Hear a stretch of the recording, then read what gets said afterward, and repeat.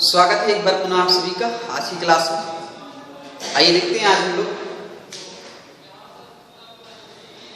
Kinds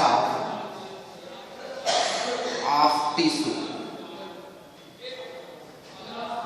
ऊतक के प्रकार।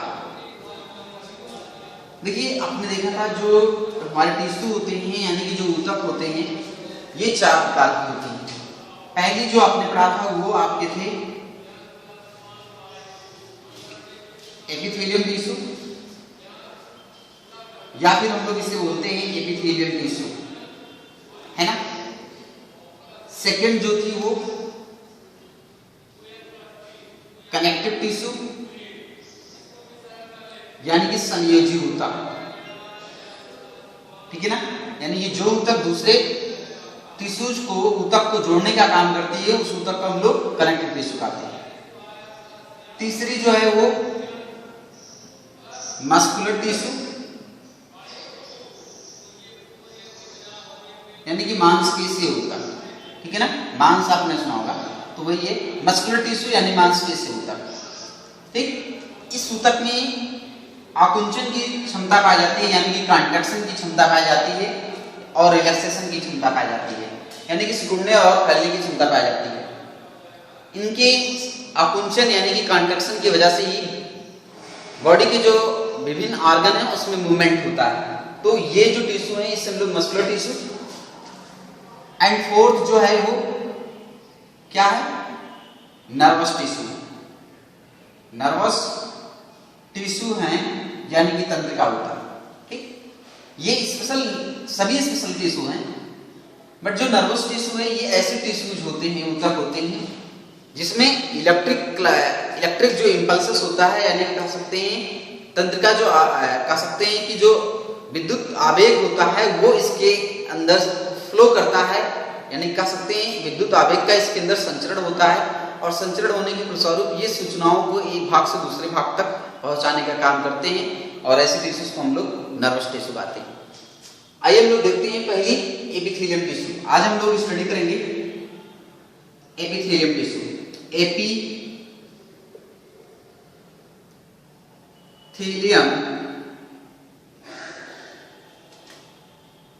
टिश्यू या फिर हम लोग इसे क्या कहते हैं, एपिथेलियल टिश्यू।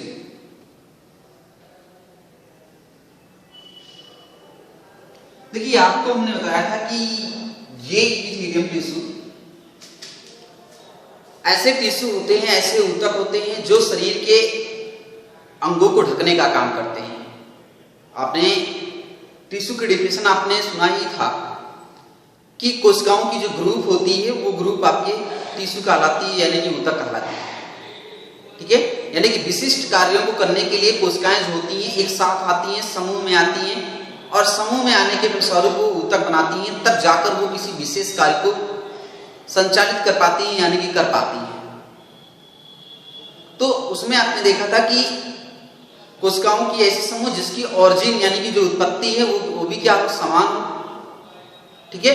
और इसके अलावा उनकी स्ट्रक्चर और फंक्शन भी समान हो, वो आपकी क्या कहलाती है, टिश्यू कहलाती है।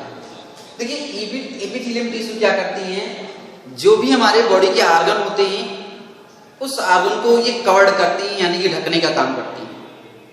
एग्जाम्पल को हम लोग ले सकते हैं, जिस तरह किसी फल के ऊपर आपके एक छिलके पाए जाते हैं, सेब के ऊपर आप देख सकते हैं सेब के छिलके पाए जा रहे हैं, आम के ऊपर आम के छिलके पाए जा रहे हैं, केला जो है उसके ऊपर आपके छिलके पाए जा रहे हैं, है ना, ठीक है ना। उसके अंदर उसके फ्रूट्स के जो भी सरस पार्ट होते हैं वो मीठे जो भाग होते हैं वो उसके अंदर भरे हुए होते हैं। तो जो ये आप देख रहे हैं फलों के ऊपर आपके एक छिलके जैसी संरचना पाई जा रही है जो उस फल को क्या कर रही है, सुरक्षित कर रही है, विभिन्न प्रभावों से उसको बचाती है। सेम हमारी जो ऑर्गन है, हमारे जितने भी डिफरेंट ऑर्गन हैं, ठीक, उन ऑर्गन के ऊपर भी ये जो टिश्यू होता है यानी कि एपिथेलियम जो टिश्यू होता है एक कवर बनाता है यानी कि एक अस्तर बनाता है, उसके ऊपर वो ढकने का काम करता है। और ये टिश्यू जो होती है ये आपकी एपिथेलियम टिश्यू होती है, यानी कि शरीर के अंदर पाए जाने वाली ऐसी टिश्यू जो शरीर के डिफरेंट ऑर्गन को यानी कि शरीर के विभिन्न अंगों को ये ऊपर की ओर, अंगों के ऊपर की ओर एक कवर बनाती है। क्या बनाती है? कवर बनाती है। यही नहीं, उस अंगों के ऊपर कवर बनाने के साथ साथ जो भी हमारे इंटरनल ऑर्गन हैं, उन इंटरनल ऑर्गन की जो ल्यूमेंस होगी, ठीक, और भी जो ऑर्गन है जैसे किडनी हो गया और सब जो ऑर्गन है उसके ऊपर भी ये कवर बनाते हैं। इसके अलावा जो भी ऑर्गन के अंदर ल्यूमेन होगी, जैसे आप देखते हैं कि हमारी जो ब्लड ट्यूब होती है, यानी कि रुधिर की जो नलिकाएं होती हैं, उस रुधिर नलिकाओं की जो अंदर आप देखते हैं कैविटी खाली होती है, या फिर हमारी जो एलिमेंट्री कैनाल्स होती है, डाइजेस्टिव सिस्टम की जो पार्ट होती है, ठीक, एलिमेंट्री कैनाल है, उसके अंदर आप देखते हैं एक ल्यूमेंस होती है, जिससे फूड जो होता है पास करके आगे बढ़ता रहता है। तो ये जो पार्ट है, इसके अंदर जो ये ल्यूमेन जगह खाली होती है, इस ल्यूमेन की जो इनर वॉल है वो भी क्या होती है? एपिथेलियम की होती है। किसकी होती है? एपिथेलियम की वॉल्स होती है, या फिर कह सकते हैं लेयर्स होती है। तो ये कनेक्टिव टिश्यू क्या करता है कि हमारे जितने भी ऑर्गन हैं, उन ऑर्गन के ऊपर, ठीक है ना, जैसे स्किन है, हमारी जो स्किन यानी कि त्वचा है, उस त्वचा के ऊपर यही टिश्यू यानी कि एपिथेलियम टिश्यू फैली हुई है ना, और फैल के ये आपकी स्किन के ऊपर की जो एपिडर्मिस है उसका निर्माण कर रही है। एपिडर्मिस जो है उसका क्या कर रही है? निर्माण कर रही है। इसके अलावा जो हमारे इंटरनल ऑर्गन है, जो भी ऑर्गन है, आपकी किडनी है, हृदय या और पार्ट्स है, उसके ऊपर भी क्या कर रही है? आपके फैली हुई है एपिथेलियम टिश्यू, ठीक है। साथ ही ऐसे ऑर्गन जिसमें ल्यूमेन पाया जाता है, यानी कि अंदर की ओर एक जगह पाई जाती है, जैसे कि हमने कहा कि आपके ब्लड ट्यूब हो गए, एलिमेंट्री कैनाल हो गए, इनके बीच आप देखते हैं लिम्फ की जो वेसल्स हो गई, उसके अंदर आप देखते हैं एक जगह खाली होता है, पाइप नुमा संरचना होती है वो। तो इसकी जो इनर वॉल होती है उस पर भी आपकी क्या है? एपिथेलियम टिश्यू जो होती है वो फैले होते हैं। तो आपको समझ में ये आ गया कि एपिथेलियम ऐसे टिश्यूज हैं या ऐसे सेल्स की ग्रुप हैं, एपिथेलियम ऐसे सेल्स की ग्रुप हैं जो ऑर्गन के ऊपर, जैसे स्किन के हो गए और जो डिफरेंट ऑर्गन है उनके ऊपर, इसके अलावा कुछ विशेष अंगों के जो ल्यूमेंस हैं, उस ल्यूमेंस के अंदर की ओर की ये क्या करती हैं? लेयर बनाती हैं, अस्तर बनाने का काम करती हैं। इस तरह के टिश्यू को हम लोग एपिथेलियम टिश्यू कहते हैं, ठीक है। ऐसे में जो भी एपिथेलियम टिश्यू होती हैं, ठीक है, इसमें कोशिकाएं जो होती हैं ये एक दूसरे से दृढ़ता से, मजबूती से एक दूसरे से जुड़ी होती हैं। आप जानते हैं, या फिर इसके पूर्व वीडियो में मैंने डिस्कस किया था कि जो भी टिश्यूज में जो सेल्स होती हैं, वो सेल्स एक दूसरे से अटैच करती हैं, यानी कि उनका अटैचमेंट जो है वो काफी मजबूत होता है ना, तभी तो वो जुड़ी हुई है। तो जो भी टिश्यूज में जो सेल्स होते हैं, एक सेल दूसरे सेल से आपके क्या है? एक पदार्थ के द्वारा जुड़ा होता है, ठीक है। ये पदार्थ सेल स्वयं रिलीज करती हैं। क्या करती हैं? ये पदार्थ सेल जो होती हैं वो स्वयं रिलीज करती हैं। तो एनिमल जो सेल्स हैं, ठीक, जो भी एनिमल सेल्स हैं, ठीक, उसमें ले सकते हैं जैसे एपिथेलियल सेल्स है, एपिथेलियम टिश्यूज की जो एपिथेलियल सेल्स है, वो सेल्स जो होती है वो क्या है? एक दूसरे से जुड़ी होती हैं, तभी तो ये स्किन के ऊपर फैली हुई है। देखिए ये हमारी क्या है? स्किन है, ठीक है। तो ये जो सब स्किन है, ये स्किन क्या है? आपकी एपिथेलियम ही तो है, एपिथेलियम है। तो इतना देखेंगे तो बहुत सारी सेल्स, यानी कि पूरी एपिथेलियम ऐसे फैली हुई है पूरी स्किन के ऊपर। तो बहुत सारी सेल्स जो हैं, जो सेल्स जो होती हैं वो अल्ट्रा माइक्रोस्कोपिक होती है, बहुत सूक्ष्मदर्शी होती हैं, बहुत छोटी होती हैं, है ना। तो सभी सेल्स क्या हैं?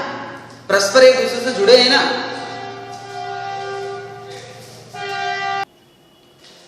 तो मैं बता रहा था कि जो सभी सेल्स होती हैं वो सभी सेल्स क्या हैं? एक दूसरे से परस्पर दृढ़ता पूर्वक जुड़ी होती हैं। तो देखिए जो भी आपकी सेल मेम्ब्रेन होती है, एक सेल मेम्ब्रेन दूसरी सेल मेम्ब्रेन से जुड़ी हुई है कसकर, बाय गैप जंक्शन, क्या गैप जंक्शन द्वारा आपकी जुड़ी हुई है, एंकोरिंग जंक्शन द्वारा, ठीक है। डेस्मोसोम्स, इनके माध्यम से एक सेल जो है, एनिमल जो सेल्स है वो क्या है? एक दूसरे से दृढ़ता पूर्वक जुड़े हुए हैं ऐसे में, ठीक है ना। इसके विषय में जब आप थोड़े और हायर क्लास में जाएंगे, बेसिक लेवल पे जाएंगे, तो वहां पर इन सारी चीजों के विषय में और बेहतरीन तरीके से बताया जाएगा, ठीक है। तो ये देखिए गैप जो जंक्शन है, एंकरिंग जंक्शन है, डेस्मोसोम है, इनके माध्यम से जो एक सेल से वो दूसरे सेल से दृढ़ता पूर्वक क्या है, बंधी होती है, जुड़ी होती है। समझ में आया सभी को? ठीक। तो अब हम लोग देखते हैं कि जो भी ये आपके एपिथेलियल सेल होती है, यानी कि एपिथेलियल जो टिश्यू होती हैं, ये टिश्यू आपके एक बेस पर, एक आधार पर टिकी होती है। ठीक, ध्यान रखना आपको कि जो भी ये सेल्स होती हैं, ये सेल्स आपके किसी एक आधार पर टिकी होती हैं। ऐसे में एपिथेलियल जो सेल्स होती हैं, ठीक है, वो एक आधार पर टिकी होती है। जिस पर वो टिकी होती है उसे हम लोग बेसमेंट मेम्ब्रेन कहते हैं। ठीक, और ये क्या हो गए आपके एपिथेलियल सेल हो गए, एपिथेलियल सेल। ठीक, एपिथेलियल सेल समझ में आ रहा है ना आप सभी को? कोई डाउट तो नहीं है? ठीक, यानी जैसे ये स्किन है तो स्किन के ऊपर जो आपके क्या होगी, एपिडर्मिस में, वो आपके एपिथेलियल सेल्स ही होगी। और जो हमारे आर्गन है उस आर्गन में क्या होगी, आर्गन के ऊपर आपके एपिथेलियल सेल्स होगी, रुधिर की नलिकाओं के ऊपर एपिथेलियल सेल्स होगी। ठीक है ना? तो ये चीजें आप लोगों को ध्यान में रखना है। तो ये एपिथेलियल सेल जो होती है एक आधार तला पर क्या होती हैं, टिकी हुई होती हैं, स्थित होती हैं। ठीक है ना? जो बेसमेंट मेम्ब्रेन होती है, इस बेसमेंट मेम्ब्रेन के नीचे आपकी कनेक्टिव टिश्यू पाई जाती है। क्या होती है? कनेक्टिव टिश्यू पाई जाती है। याद रखना कि जो भी एपिथेलियल सेल्स की जो बेसमेंट मेम्ब्रेन होती हैं, वो बेसमेंट मेम्ब्रेन एक आधार तला पर टिकी होती है। ठीक, आधार आप जान ही रहे, बेस। ठीक है ना? एक बेसमेंट मेम्ब्रेन पर टिकी हुई होती है और इसके जस्ट नीचे आपकी क्या होती है, कनेक्टिव टिश्यू होती है। ठीक, क्या होती है? कनेक्टिव टिश्यू होती है, यानी कि आपके संयोजी ऊतक होती है जो इस एपिथेलियल टिश्यू को बांधने का काम करती है। जैसा कि नेम से ही स्पष्ट है, कनेक्ट मतलब जोड़ने का काम करती है। तो ये एपिथेलियल टिश्यू को क्या करती है, बांधने का काम करती है। ठीक है ना? जो बेसमेंट मेम्ब्रेन होती है, ये सेल नहीं होती है, ये सेल नहीं होती है, एक तरह के निर्जीव पदार्थ होते हैं। कहने का मतलब यहां पर है कि जो भी ये कनेक्टिव टिश्यू है और जो एपिथेलियल सेल्स है, इन दोनों सेल्स के द्वारा मटेरियल्स यानी कि पदार्थ जो होते हैं वो बना के सीक्रेट्स किए जाते हैं, निकाले जाते हैं, और वही पदार्थ जो होती है वो आपके बेसमेंट मेम्ब्रेन को बनाने का काम करती है। ठीक है ना? ऐसे में कोलेजन हो गए, ग्लूकोपॉलीसेकेराइड्स हो गए, ये क्या करते हैं, ये आपकी इस बेसमेंट मेम्ब्रेन को बनाते हैं। ठीक है ना?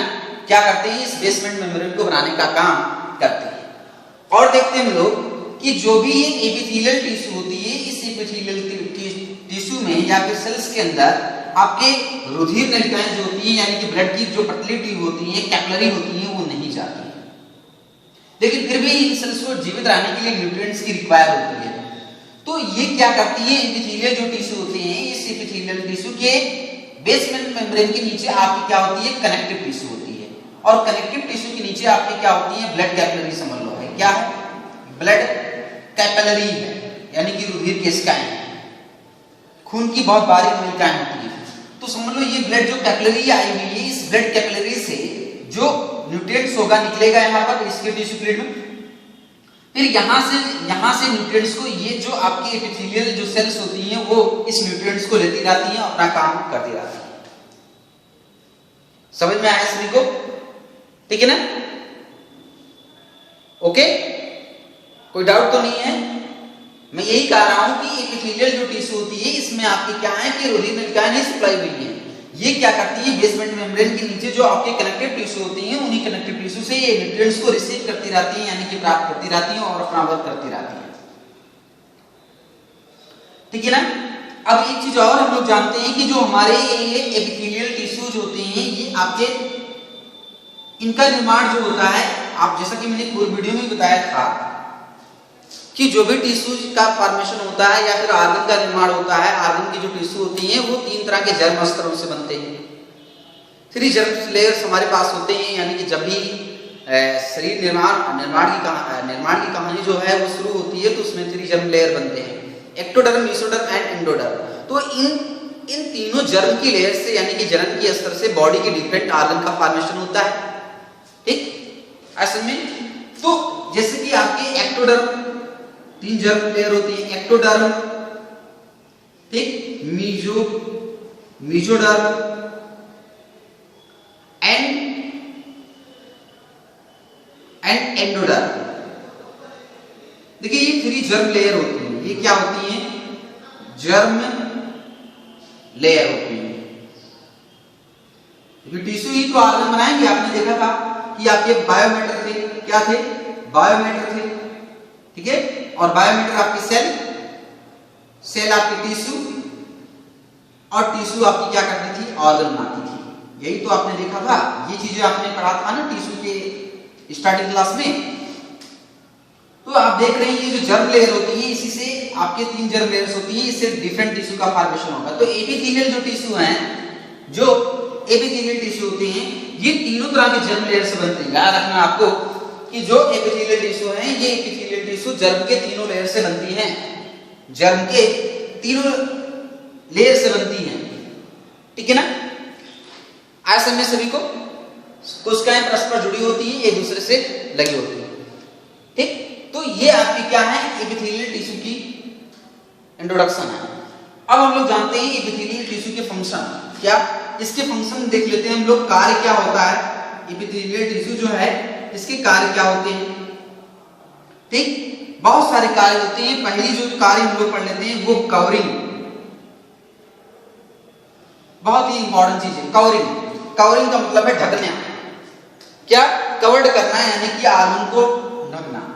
एपिथेलियल टिश्यू क्या करती है? जैसा कि मैंने कहा कि जैसे आपके जो विभिन्न प्रकार के फल सब्जियां हैं उसके ऊपर क्या है? छिलके पाए जाते हैं, और छिलके का अपना एक क्या है? एक विशेष रोल होता है, ठीक। वो फल को क्या करता है? विभिन्न बाहरी प्रभाव से बचाता है, फल को नष्ट होने से बचाता है, ठीक। तो ये क्या काम कर रहा है? जो एपिथेलियल टिश्यू है ये हमारे शरीर के विभिन्न अंगों को कवर करता है, यानी कि ढकने का काम करता है, कवरिंग करने का काम करता है। समझ में आया? इस वजह से ये शरीर, ये बाहर के विभिन्न प्रभाव से हमारे ऑर्गन को बचाता है। जैसे कि हमारे स्किन है, तो ये स्किन के ऊपर ये आपके जो एपिथेलियल टिश्यू पाया जा रहा है, ये क्या कर रहा है? बाहर के विभिन्न प्रकार के प्रभाव जो हैं, आपके जो धूल हैं, रोगाणु हैं, उन रोगाणुओं को क्या कर रहा है? कवरिंग एंड प्रोटेक्शन लिख देते हैं, covering and protection. Covering and protection कहने का मतलब है ढकने का काम कर रही है और सुरक्षा का काम कर रही है। प्रोटेक्शन मतलब सुरक्षा का काम करती है, दोनों काम कर रही है आपकी, ठीक। एक कवर्ड कर रही है ऑर्गन को, और दूसरा हमारे क्या कर रही है? उसको प्रोटेक्ट कर रही है, यानी कि सुरक्षित कर रही है। किससे? बाहर के जो विभिन्न प्रकार के कीटाणु हैं, हानिकारक जो जीवाणु हैं, ठीक है, धूल है, रासायन है, विभिन्न प्रकार के रासायन जो हैं, जैसे कि आप मेडिसिन का या फिर मेडिसिन का स्प्रे कर रहे हैं आप अपने खेतों में, तो उस रासायन को शरीर के अंदर जाने से क्या करती है? उसको रोकती है ना? यही तो काम कर रही है स्किन पर, इसीलिए तो ये फैली हुई है। वरना बहुत सारे रासायन जो हैं वो रासायन पार करके शरीर के अंदर पहुंच जाते हैं, लेकिन स्किन के ऊपर जो एपिथेलियम टिश्यू पाई जा रही है, ये क्या कर रही है? उन रासायनों को शरीर के अंदर जाने नहीं दे रही है। इसके अलावा ये क्या करती है? विभिन्न घर्षण इत्यादि से हमारे ऑर्गन को प्रोटेक्ट कर रही है ना? आपके हाथ जो है वो क्या करते हैं? कहीं रगड़ खाते हैं, तो रगड़ से क्या कर रही है? ये ऑर्गन को बचा रही है, संक्रमण से बचा रही है। तो ये फंक्शन होती है किसकी? एपिथेलियल टिश्यू की। दूसरी फंक्शन हम लोग देखते हैं एब्जॉर्प्शन का। एब्जॉर्प्शन, अवशोषण का। देखिए कवरिंग एपिथेलियम जो होती है वो अवशोषण का भी काम करती है। क्या काम करती है? सोखने का काम करती है। यानी कि जो हमारे इंटेस्टाइन है, जो हमारे आंत होते हैं, उस आंत की जो हमने कहा था इनर मेम्ब्रेन में वो पाए जाते हैं एपिथेलियल टिश्यू। तो जो हमारी जो इंटेस्टाइन होती है, आंत होती है, उस आंत की जो आंतरिक एपिथेलियल टिश्यू है, आंत के दीवार की आंतरिक जो एपिथेलियल टिश्यू है वो क्या करती है? पचे हुए भोज्य पदार्थ से, ठीक, पचे हुए भोजन से ये पोषक तत्वों को सोखने का काम करती है। कौन? ये एपिथेलियल टिश्यू। समझ में आया? ये एपिथेलियल टिश्यू क्या करती है, हमारे जो इंटेस्टाइन है उस इंटेस्टाइन के अंदर जो भोजन पचता है, उस पचे हुए भोजन में जो पोषक तत्व होते हैं उसको क्या करती है, सोखती है और सोखकर खून के अंदर पहुंचा देती है। तो ये काम क्या कर रही है हमारी एपिथेलियल टिश्यू कर रही है एब्जॉर्प्शन में, ठीक है ना। तीसरी हम लोग देख लेते हैं, यहां पर आपके सिक्रीशन में भी काम करती है। क्या काम करती है? सिक्रीशन में काम करती है, यानी कि स्रावण में काम करती है। स्रावण का मतलब है सेल्स द्वारा किसी पदार्थ को बनाकर बाहर निकालना ही क्या कहलाता है, सिक्रीशन कहलाता है, यानी कि स्रावण कहलाता है। यानी कि बहुत सारी जो हमारी सेल्स हैं, जो स्पेशल कुछ सेल्स होती हैं, वो सेल्स वैसे तो सभी प्रकार की जो सेल्स होती हैं पदार्थों को वो बनाती रहती हैं, बट कुछ जो सेल्स होती हैं, ठीक, वो स्पेशल पदार्थों को बनाती हैं और फिर बनाने के फलस्वरूप वो सेल से बाहर उनको निकालती हैं, और सेल से बाहर निकालना ही उन स्पेशल पदार्थों को सिक्रीशन कहलाता है, यानी कि स्रावण कहलाता है। क्या कहलाता है? स्रावण कहलाता है, ठीक है ना। क्या कहलाता है? स्रावण, यानी कि सिक्रीशन कहलाता है। तो सेल्स क्या करती हैं, यानी कि जो कुछ एपिथेलियल सेल्स होती हैं वो हमारे क्या करती हैं, पदार्थों को बनाकर रिलीज करती हैं, स्रावण का काम करती हैं, ठीक। ऐसे में आप देखेंगे जब मैं आपको ग्लैंडुलर सेल्स पढ़ाऊंगा, ग्रंथिल कोशिकाएं पढ़ाऊंगा, तो कुछ हमारी जो ग्लैंडुलर सेल्स, एपिथेलियल सेल्स होती हैं वो बहुत सारे इंपॉर्टेंट पदार्थों को बनाकर बाहर निकालती है, ठीक है ना। यानी कि स्किन की जो है वो सीबेशियस ग्लैंड जो है वो आपकी निकालती है, थायराइड जो है, ठीक, वहां आपके, तो ये सब सेल जो होती हैं वो क्या करती है, विशेष पदार्थों को बनाकर बाहर निकालती है। इसके अलावा भी, ठीक, हमारी जो इंटेस्टाइनल जो मेम्ब्रेन होती है, उस मेम्ब्रेन में भी आपकी जो कुछ एपिथेलियल जो सेल्स लगी होती हैं वो भी आपके, ठीक, कुछ डाइजेस्टिव मटेरियल्स का फॉर्मेशन करती हैं, यानी कि इंटेस्टाइनल जो जूस होती है उस इंटेस्टाइनल जूस का फॉर्मेशन करती हैं ये आपके एपिथेलियल टिश्यू। आंतरीय रस, यानी कि आंत से एक प्रकार के रस निकलते हैं जो भोजन को पचाने में मदद करते हैं, उसे हम लोग इंटेस्टाइनल जूस कहते हैं, वो एपिथेलियम निकालती है, एपिथेलियल जो सेल्स है, ठीक है ना। सिक्रेशन मालूम हो गया। चौथे स्टेप को हम लोग देख लेते हैं आपके, ठीक, आपके एक्सक्रीशन को। किसको? एक्सक्रीशन को, यानी कि उत्सर्जन को। उत्सर्जन क्या है कि शरीर के अंदर बहुत सारी क्रियाओं के फलस्वरूप बेकार पदार्थ, अवशिष्ट पदार्थ बनते हैं, उन अवशिष्ट पदार्थ को शरीर से बाहर निकालना ही एक्सक्रीशन यानी कि उत्सर्जन कहलाता है, ठीक। यानी कि जो आपके उत्सर्जित पदार्थ होते हैं जैसे अमोनिया इत्यादि होते हैं या फिर यूरिया जो होती है उसको बाहर निकालने की जो प्रक्रिया है शरीर से, वो क्या कहलाती है, एक्सक्रीशन यानी कि उत्सर्जन कहलाती है। तो हमारी जो किडनी होती है, उस किडनी के अंदर बहुत सारे महीन नलिकाएं होती हैं, उस महीन नलिकाओं को हम लोग नेफ्रॉन कहते हैं। हमारी जो किडनी होती है उस किडनी के अंदर बारीक नलिकाएं होती हैं, उन बारीक नलिकाओं को हम लोग क्या कहते हैं, नेफ्रॉन कहते हैं। और नेफ्रॉन जो होती है वो क्या काम करती है, उत्सर्जित पदार्थों को बाहर निकालती है, खून से सफाई करने का काम करती है।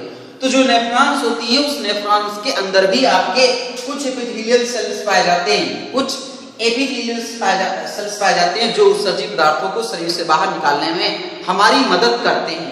तो ये भी रोल्स है, ये भी सिग्निफिकेंस है इस एपिथेलियल टिश्यू की। आगे देखते हैं हम लोग, फोर्थ हो गए, फिफ्थ पॉइंट को हम लोग देखते हैं। फिफ्थ पॉइंट को हम लोग ले सकते हैं कि गैमेट फॉर्मेशन, गैमेट फॉर्मेशन, युग्मक निर्माण में। देखिए जनन की क्रिया में क्या करती है, हमारे जो रिप्रोडक्टिव ऑर्गन होते हैं, टेस्टिस होते हैं, ठीक, उस रिप्रोडक्टिव ऑर्गन में आपके एक लेयर पाई जाती है, उसके अंदर विरसड जो होते हैं या, ठीक, या फिर आप देखते हैं जो ओवरी होती है उस ओवरी के अंदर भी आपकी एक लेयर पाई जाती है जिसे हम लोग जर्मिनल लेयर कहते हैं। क्या कहते हैं? जर्मिनल लेयर कहते हैं, ठीक। टेस्टिस एंड ओवरी जो होती हैं उसके अंदर, टेस्टिस के अंदर आपके सेमिनिफेरस ट्यूबल्स पाई जाती है, ठीक है ना। उसके अंदर आपकी एक लेयर्स पाई जाती है, और ओवरी के अंदर एक लेयर पाई जाती है जिसे हम लोग जर्मिनल एपिथेलियम कहते हैं। क्या कहते हैं? जर्मिनल एपिथेलियम कहते हैं। देखिए जो ये जर्मिनल एपिथेलियम्स होती है, इस जर्मिनल एपिथेलियम्स के द्वारा आपके गैमेटोजेनेसिस एक प्रक्रिया होती है, युग्मक निर्माण की एक प्रक्रिया होती है, गैमेटोजेनेसिस जेनेसिस यानी कि युग्मक निर्माण की एक प्रक्रिया होती है, उस प्रक्रिया के फलस्वरूप आपकी गैमीट फॉर्मेशन होते हैं। क्या? गैमीट बनते हैं। ठीक, क्या बनते हैं? गैमीट बनते हैं। ठीक है ना, जर्मिनल एपिथेलियम सेल से। और जो गैमीट बनते हैं, इन गैमीट का फिर क्या होता है? फ्यूजन होता है, और फिर फ्यूजन से फिर एक नई बॉडी का निर्माण होता है।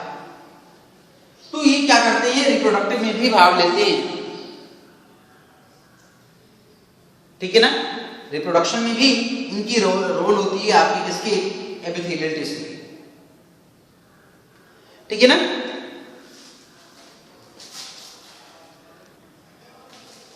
इसके अलावा हम लोग 6.2 देख लेते हैं, रीजेनरेशन। रीजेनरेशन